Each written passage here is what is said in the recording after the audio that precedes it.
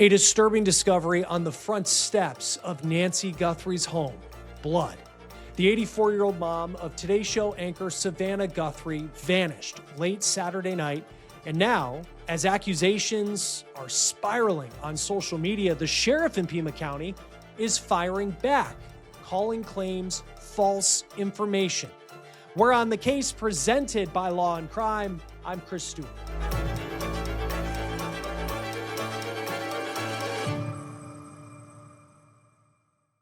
Hey guys, real quick before we start this episode of On the Case, which is one of the most watched shows on YouTube, I need to talk about our partner and sponsor, Morgan & Morgan, America's largest personal injury law firm.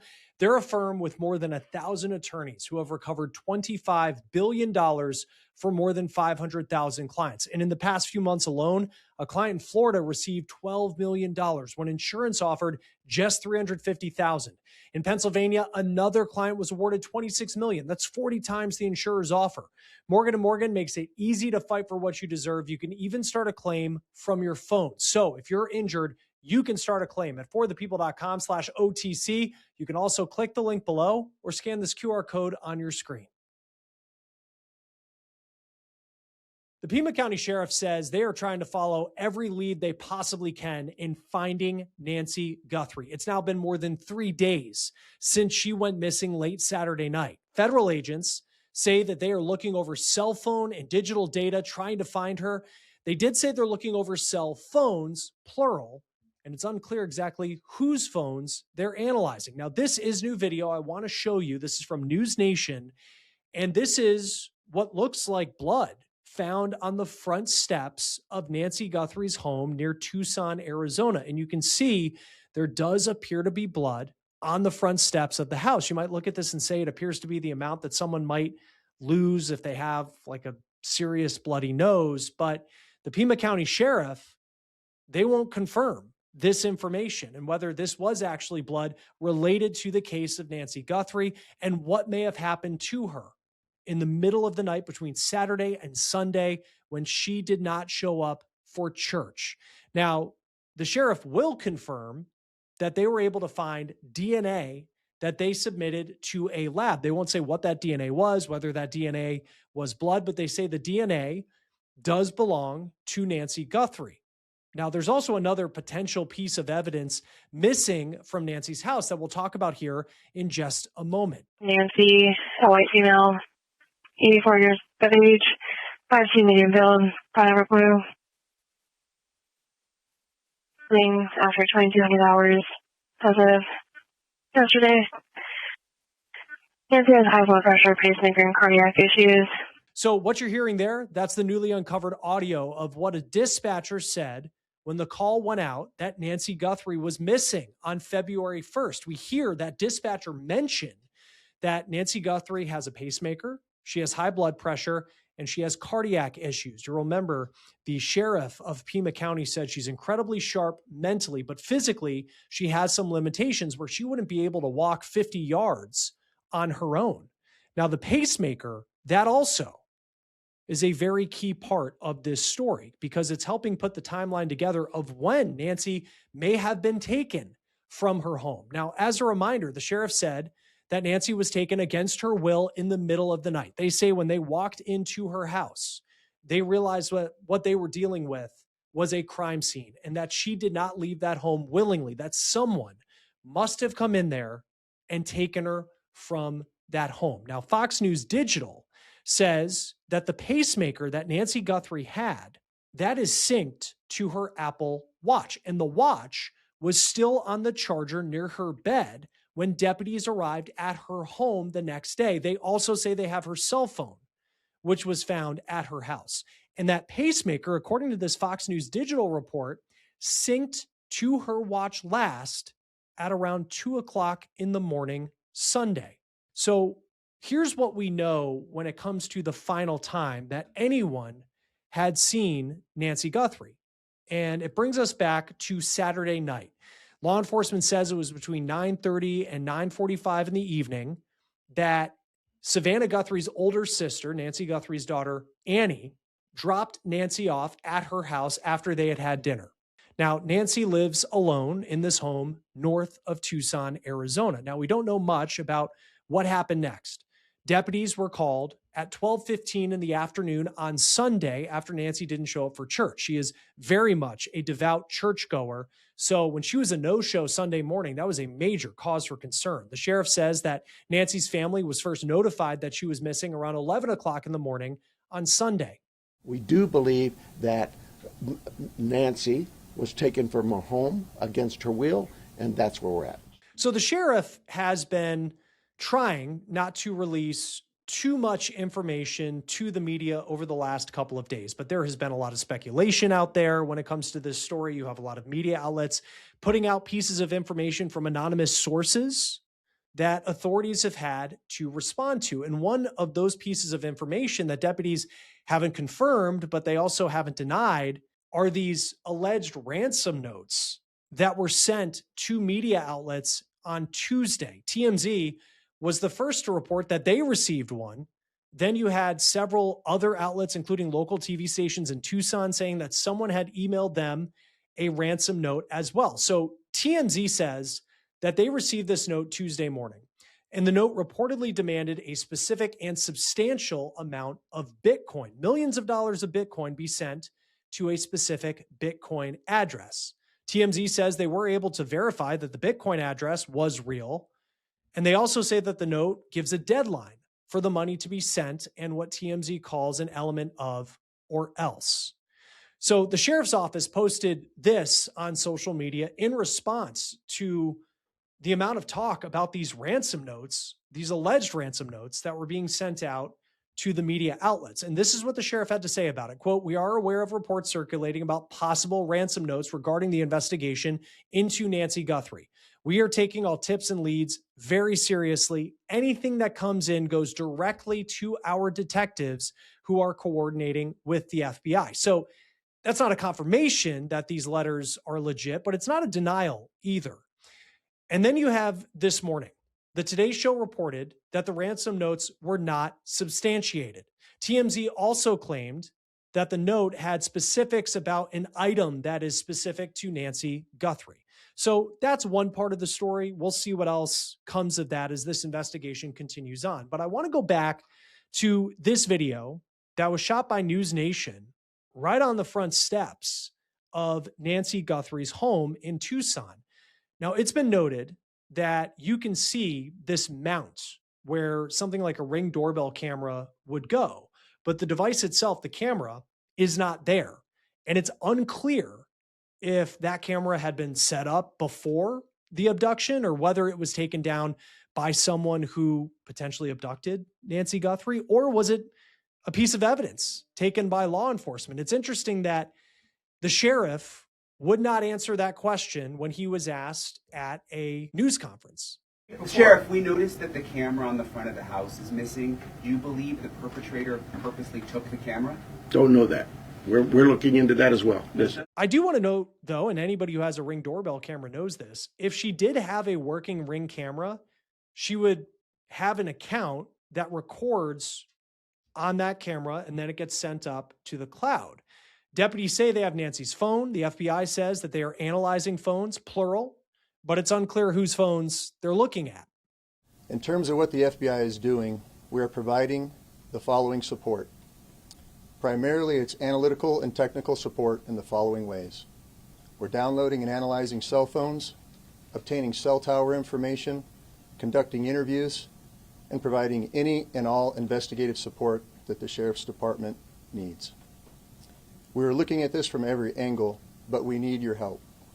There's also a report that we do need to talk about today because it is making the rounds involving an alleged, quote, prime suspect in the case. So you have journalist Ashley Banfield on her podcast, Drop Dead Serious. And overnight between Tuesday and Wednesday, she dropped a bombshell in this podcast claiming that she has an anonymous law enforcement source very close to this investigation, someone really in the know. And that source is telling her that Nancy Guthrie's son-in-law is, quote, prime suspect in this case. Now, that source also reportedly told Ashley Banfield that the back door of Nancy Guthrie's home was found wide open. Remember, you have blood on the front steps of the house, which law enforcement, they haven't really given any information about that. And then you have the back door to this home wide open. Banfield also says that sources reportedly tell her that blood was found inside the house. And on top of that, she claims that law enforcement have impounded the vehicle belonging to Annie Guthrie, who is Savannah's older sister. And remember, she was the one who saw Nancy Guthrie last because she was the one who dropped her off after dinner Saturday night between 9:30, 9:45. Now, that vehicle may have been the last place that Nancy was seen after Annie dropped her mom off. So that's obviously a major alleged development in this story if that turns out to be true. We reached out to the sheriff's office to see if there was any validity to that, and they released a statement, and it appears that they're pushing back and in some ways blasting the report. The department says, quote, "At this point, investigators have not identified a suspect or person of interest in this case. Detectives continue to speak with anyone who may have had contact with Mrs. Guthrie. Detectives are working closely with the Guthrie family. While we appreciate the public's concern, the sharing of unverified accusations or false information is irresponsible and does not assist the investigation. No suspect or person of interest has been identified at this time," end quote. So as the search for Nancy Guthrie continues, Savannah Guthrie has not made any public appearances. It's certainly not a surprise. You won't see her on the Today Show at 30 Rock as this search is continuing on. And she also reportedly is not going to be part of NBC's Olympic coverage in Italy. Those games begin on Friday with the opening ceremonies that she was going to be hosting. She did post this, though, on Instagram, very powerful post on Instagram to her 1.2 million followers there. And it's a graphic that reads, "Please pray." And in the caption, Savannah Guthrie writes, quote, "We believe in prayer. We believe in voices raised in unison, in love and hope. We believe in goodness. We believe in humanity. Above all, we believe in Him. Thank you for lifting your prayers with ours for our beloved mom, our dearest Nancy, a woman of deep conviction, a good and faithful servant. Raise your prayers with us and believe with us that she will be lifted by them in this very moment. We need you. He will keep in perfect peace those whose hearts are steadfast, trusting in the Lord." A verse of Isaiah for all time, for all of us. Bring her home. Savannah Guthrie is one of the most recognizable faces in TV news. She's been the host of the Today Show since 2012. She grew up in Tucson, Arizona. She also went to college at the University of Arizona in Tucson. Now, she has two siblings. She has a brother and then her older sister, Annie, who we've talked about. Her dad died when she was a teenager of a heart attack, and she is incredibly close to her mom, and she's also incredibly close to her sister. And she's spoken publicly about those bonds. Both of them have made appearances on the Today Show. And you take a look at this picture here. This is a picture that Savannah posted on her Facebook with her mom after Christmas this year. Now, it's unclear also who had access to Nancy Guthrie's home. She lived by herself, but when you think of some of the medical issues that the sheriff has said that she had, like did she have home caretakers? Did she have people who came and helped with lawn work? That information isn't entirely clear. Again, we know that she was a regular churchgoer, and we know that she was incredibly close to her family and that her older daughter, Annie, lives in Tucson, and that they had dinner on the evening before Nancy Guthrie went missing. So there's just a lot of questions at this point. The sheriff is not releasing a lot of information. He holds this news conference on Wednesday where there wasn't a lot of major developments coming out of there. And the sheriff says, really at this point, they're going to be responding to breaking news if and when they give another update. Now, the fact that there were reportedly signs of forced entry in the home, that's been reported as well. That could tell you that it was someone who was not regularly at the house, but that would be speculation because it does not seem like there is a lot of information at this point, at least confirmed by authorities, of where they may be looking when it comes to this search. Then you have this big concern about the medication. The sheriff says that Nancy needs that medication and it could be life-threatening if she doesn't have it. It's medication that the sheriff, in fact, said that she could die without within 24 hours. And we have obviously gone beyond that time frame now in our third day of this search. The sheriff did say that she has some physical ailments. We talked about the dispatch chatter where you hear about the pacemaker, the high blood pressure, but it's also important to note just how mentally sharp people who know Nancy Guthrie, how sharp they say that she is. Now, I want to put this up on the screen. This is the number that you can call if you're watching this, if you know of any information related to Nancy Guthrie and where she may be. It's the Pima County Sheriff's Department. The number to call, 520-351-4900.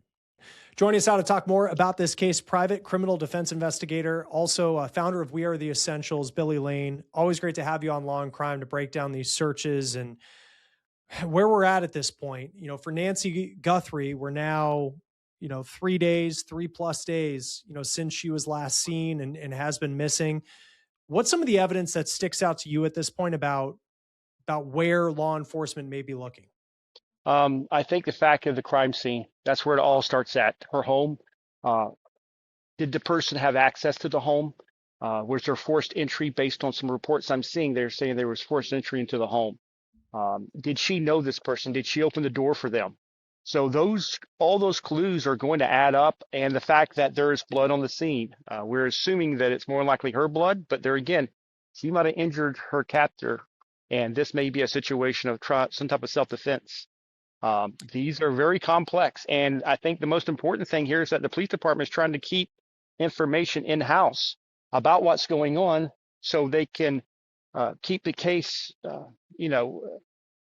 in-house so they understand the facts, because if the facts gets out here, then everybody's going to know it. So they won't know who's actually involved and who's not. Yeah, and it seems like it's a tough challenge for law enforcement because you have so many media outlets covering this story, and there's so many different anonymous sourcing from within law enforcement, it appears, coming out and putting stories out there. So the sheriff, having a tough time there. The forced entry part of it, if that's true and there was forced entry, because if there was no forced entry, you might look at that and say, okay, this is definitely someone who knew her, had been to the home, knows how to get in the house. How does the fact that it appears, at least from some of these reports, that there was forced entry in the home, how does that impact who you look at as an investigator? Well, I mean, it really depends on how smart this person is. They may know her, created a forced entry scenario, so law enforcement would look outside of the family themselves or people who knew her. I think that somebody knew her pattern, either through surveillance or through just knowing her. It might have been somebody that wasn't close enough to have access to the home. Maybe somebody who worked on the property, who knew who she was and how important she was, and realized that this could have been an opportune situation for them to capitalize on. Yeah. And it's just, there's just so much unknown at this point. We've seen, at the same time, I mean, we've seen cases of all different kinds where law enforcement at a news conference makes it seem like they don't know where they are in the investigation, but they're actually working on some pretty solid leads behind the scenes. And we'll see if that's the case in this one. This ransom note situation was interesting because it came out yesterday, first with TMZ, but then you have these like local television stations in Tucson getting these ransom notes as well. I know the Today Show had said that it seems that they're unsubstantiated. I guess, how do you know as an investigator whether a ransom note is legit or not? It's very difficult. I think in talking about the ransom note, I would tell you that based on the information they provided in that note, you would be able to tell whether it could be verified or not. I would highly doubt that somebody would try and ruse law enforcement, or maybe they were just rusing the news outlets to try to get more exposure. So maybe they sent it to the news outlet thinking, hey, they don't know what's went on in the crime scene, and if we put some details in there, there's a better chance that they're going to publicize this note. How often in cases you've seen, because I mean, whoever would do it, if this is not, whoever certainly would kidnap an 84-year-old woman is one thing, but the other part is like, if this is a fake ransom note, like, I mean, how common is it? You have people out there that are just going to say, hey, it's an emotional situation. Maybe Savannah Guthrie has a lot of money. I'm sending a ransom note and I'm going to try to take advantage of this family in their worst moment. You would be surprised how many times that happens in the small cases that we work.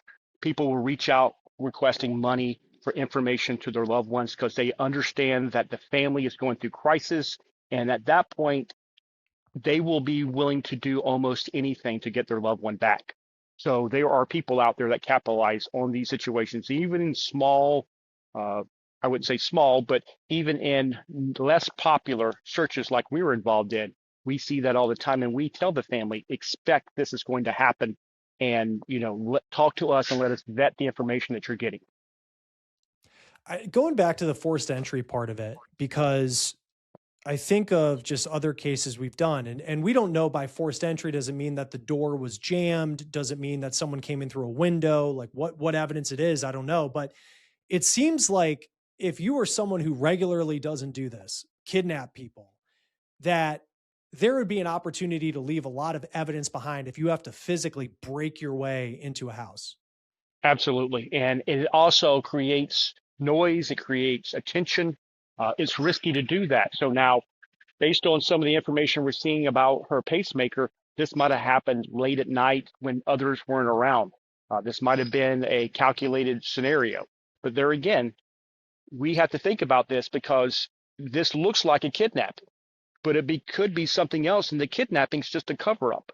This could have been an intent to harm her for retaliation about something, and it's all covered up by a kidnapping, or the whole kidnapping portion of it could be totally unfounded because somebody decided to try and capitalize on some money from a situation they're not even involved in.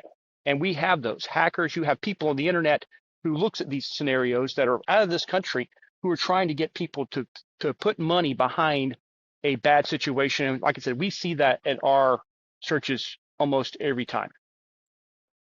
The pacemaker part of it, and I don't know a ton about pacemakers, but I know there was a report out there that the last time it synced with her Apple Watch was like 2 in the morning on Sunday. And if that's the case, does that mean that someone would have potentially known that the Apple Watch was connecting to it? Or is that something where the pacemaker, I guess, would disconnect if it's not around the Apple Watch? Because pacemakers in a lot of ways they're constantly taking in information, right? Like if they don't have a track on the pacemaker, would that mean that somebody could have potentially turned it off or known how to do that?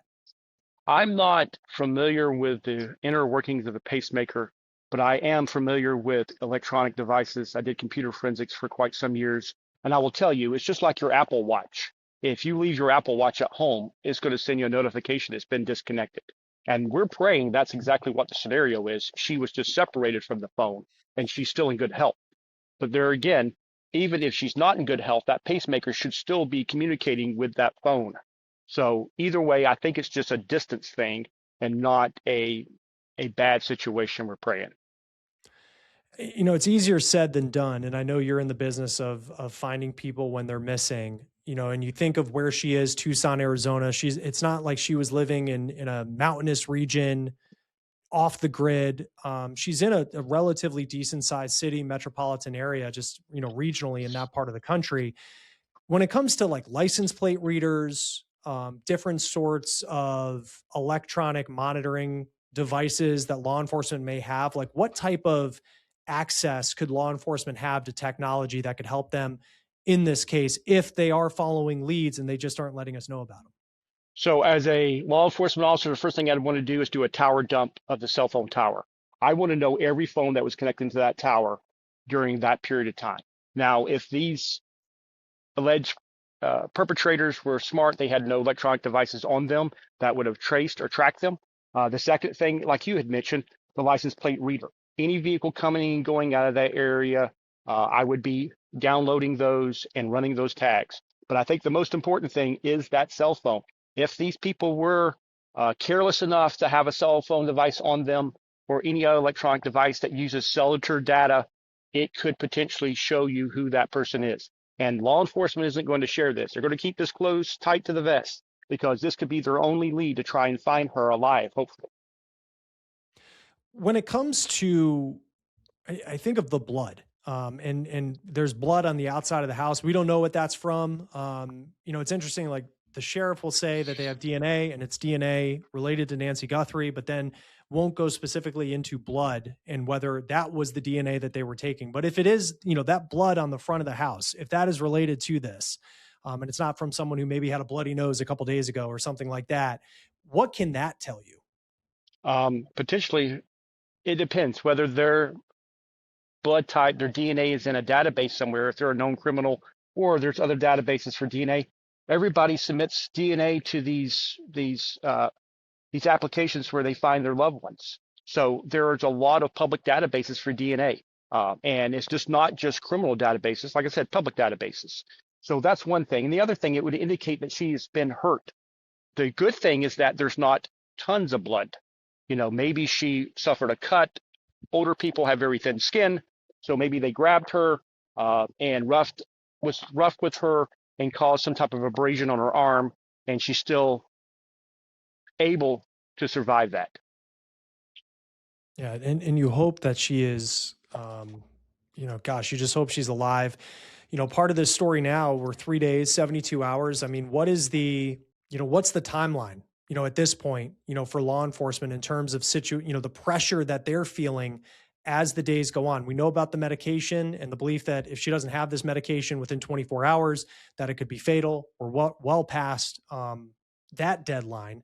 But even for law enforcement, when it comes to just finding someone, I know in murder cases, it's the first 48 hours we hear about, but in a missing persons case or a case where someone may have been taken from their home, like what is the timeline for law enforcement where the heat really gets turned up as time goes on? First 48 hours is a great standard. Get in there, try to find them as soon as you can.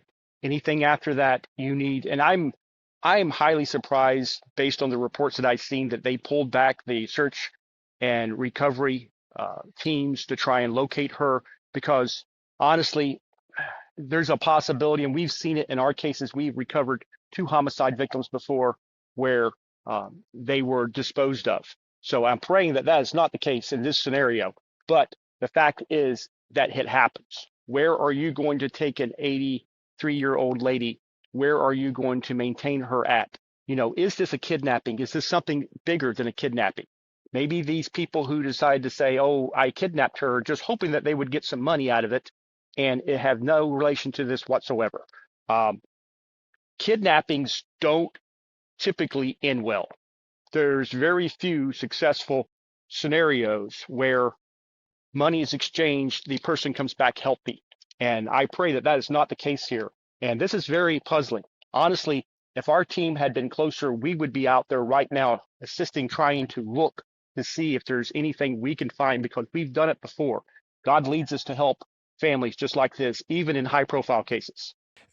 In cases like this, because it just feels, there's certainly, I understand the attention that it's getting because Savannah Guthrie is such a recognizable person and her mom is a recognizable person. She would be on the Today Show regularly, but just in terms of kind of the facts as we know them, an 84-year-old woman, she lives alone, for her to be taken from her house in the middle of the night. I guess how often have you seen stories like this in your line of work?